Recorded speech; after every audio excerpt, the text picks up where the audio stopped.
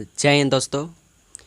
इस वीडियो में हम लोग जानेंगे जो एनसीईआरटी यानी जो सरकारी बुक है उसमें एक प्रमेय है ब्रीथ चैप्टर, और उस प्रमेय को हम लोग बोलते हैं प्रमेय 10.2।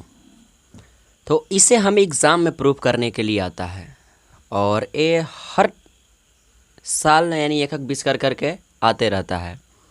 तो ये जो है बहुत ही इम्पोर्टेंट है, आप इसे गौर से देखिए, समझिए और हो सके तो कॉपी पे उतारिए। चलिए हम इसे शुरू करते हैं। पहले जानते हैं प्रमेय कहता क्या है। तो प्रमेय कहता है वृत्त के किसी बाह्य यानी बाहर बिंदु से वृत्त पर खींची गई स्पर्श रेखाओं, स्पर्श यानी छूने वाली स्पर्श रेखाओं की लंबाइयाँ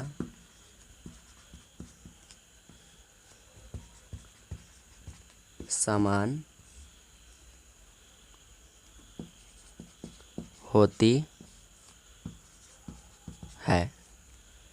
जो इसमें स्पर्श रेखा होगी उसकी लंबाई समान होगी। यानी ये फिगर क्या कहता है, पहले इस फिगर को जब तक नहीं ड्रॉ करेंगे तब तक हमें समझ में नहीं आएगा।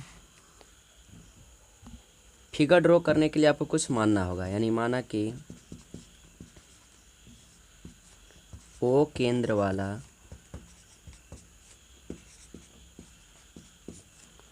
एक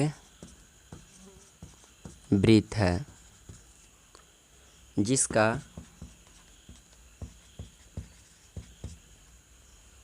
हम एपी और बीपी ले लेंगे, जिसका एपी और बीपी स्पर्श रेखा है। देखिए पहले फिगर आप ड्रॉ करिए। तो फिगर ड्रॉ करना बहुत ही आसान है। एक हम लोग वृत्त लेते हैं। देखिए हमने एक वृत्त लिया और इसका केंद्र क्या है ओ, और इससे बाह्य किसी बिंदु पर क्या है एक बिंदु पी है, और इससे जो हमें स्पर्श रेखा है 2 मिलती है। ठीक है, एक को नाम हम ए देते हैं और एक को बी, और ए और बी को मिला देते हैं। तो इसका पहले आप रचना लिख लीजिए। देखिए ये तो बहुत ही आम है, पहले आप सिद्ध करना क्या है इसमें हमें वो जान लीजिए। सिद्ध करना है हमें जो है स्पर्श रेखाओं की लंबाई सिद्ध करनी है, यानी एपी और BP, AP equal to BP, यही हमें क्या करना है सिद्ध करना है। तो पहले इसका हम लोग रचना लिख लेते हैं। आखिर रचना इसका क्या होगा, इसका रचना होगा ओ पी ओ ए और ओ बी को मैंने देखिए डॉट डॉट से जिसे मिलाया है उसे लिख दीजिए, यानी ओ पी ओ ए और ओ बी को मिलाया। ठीक है, यानी इन तीनों लाइन को मैंने मिला दिया। देखिए फर्स्ट सेकंड एंड थर्ड। अब हम इसे प्रैक्टिकल तौर पर चलते हैं कि इसे हम प्रूफ कैसे कर सकते हैं। तो आपको यहाँ 2 चीज़ दिखाई दे रहा होगा। देखिए मैंने पिछले प्रमेय में बताया था कि स्पर्श रेखा यहाँ पर क्या बनाती है समकोण यानी लंब, यानी ओ ए लंब किस पे है ए पी पे। देखिए ए पी पे जो है ओ ए लंब है, ये रचना के बाहर है, थोड़ा ध्यान दीजिएगा। यानी ओ ए लंब क्या है ए पी पे, और ओ बी लंब किस पे है बी पी पे, यानी ओ बी लंब बी पी।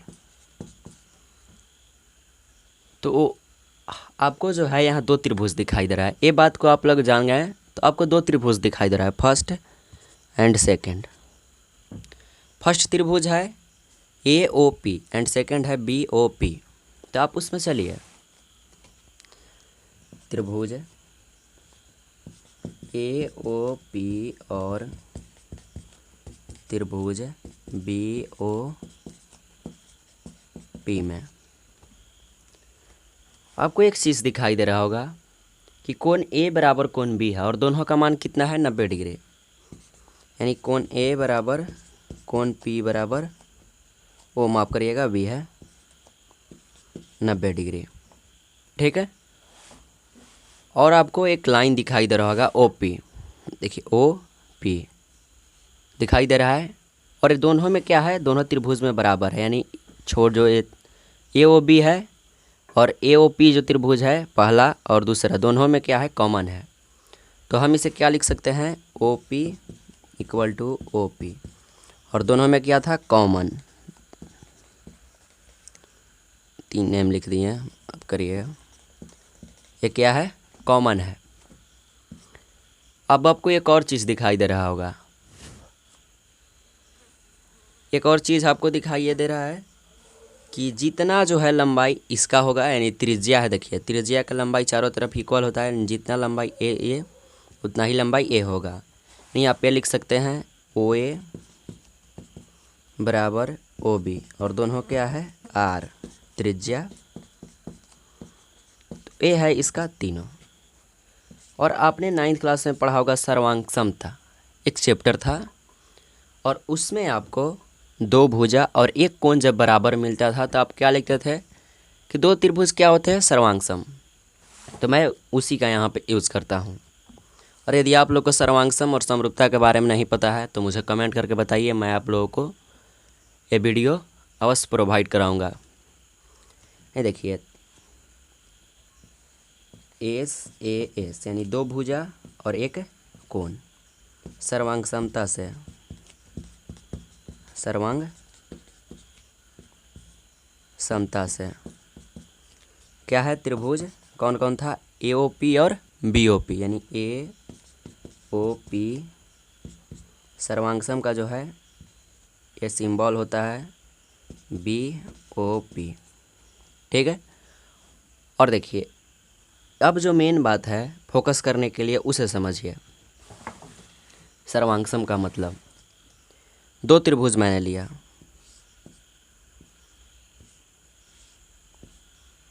एक लिया ABC और एक लिया PQR।